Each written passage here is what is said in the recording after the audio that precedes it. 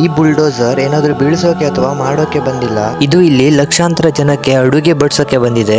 ಇದು ಮಧ್ಯಪ್ರದೇಶದ ತಂದ್ರಾವ ಗ್ರಾಮದಲ್ಲಿ ಬರುತ್ತೆ. ಇಲ್ಲಿ ಹನುಮಂತನ ಮಹಾಪ್ರಸಾದವನ್ನ ಬುಲ್ಡೋಜರ್ ಅಲ್ಲಿ ಬಡಿಸ್ತಾರೆ. ಆದ್ರೆ ಇಲ್ಲಿನ ನಿಜವಾದ ಚಮತ್ಕಾರ ಬುಲ್ಡೋಜರ್ ಅಲ್ಲ, ನಿಜವಾದ ಚಮತ್ಕಾರ ಡಾಕ್ಟರ್ ಹನುಮಂತ.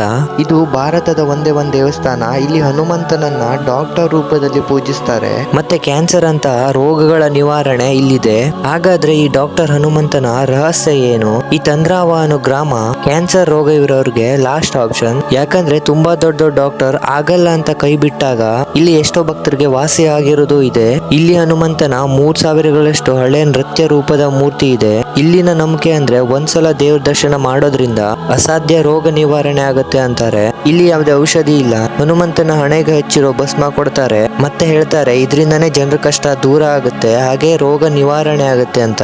ಯಾವಾಗ ಜನರ ರೋಗಗಳು ಚಮತ್ಕಾರದಿಂದ ಕಡಿಮೆ ಆಗುತ್ತೆ ಆಗ ಅವ್ರ ಭಕ್ತಿ ಜಾಸ್ತಿ ಆಗಿ ಲಕ್ಷಾಂತರ ಭಕ್ತರು ಹನುಮಂತನಿಗೆ ಧನ್ಯವಾದ ಹೇಳಲು ಬರ್ತಾರೆ. ಅಷ್ಟೆಲ್ಲ ಭಕ್ತರಿಗೆ ಪ್ರಸಾದ ಮಾಡಿ ಬಡ್ಸೋಕೆ ಬುಲ್ಡೋಜರ್ ಸಹಾಯ ತಗೊಂತಾರೆ. ನಿಮ್ ಸರ್ಕಲ್ ಅಲ್ಲಿ ಈ ತರ ಒಂದು ಪ್ರಾಬ್ಲಮ್ ಇದ್ರೆ ನೀವು ಕೂಡ ಇಲ್ಲಿ ಭೇಟಿ ನೀಡಿ. ಕಾಮೆಂಟ್ಸ್ ಅಲ್ಲಿ ಜೈ ಬಜರಂಗ್ ಬಲಿ ಅಂತ ಹೇಳೋದನ್ನ ಮರಿಬೇಡಿ.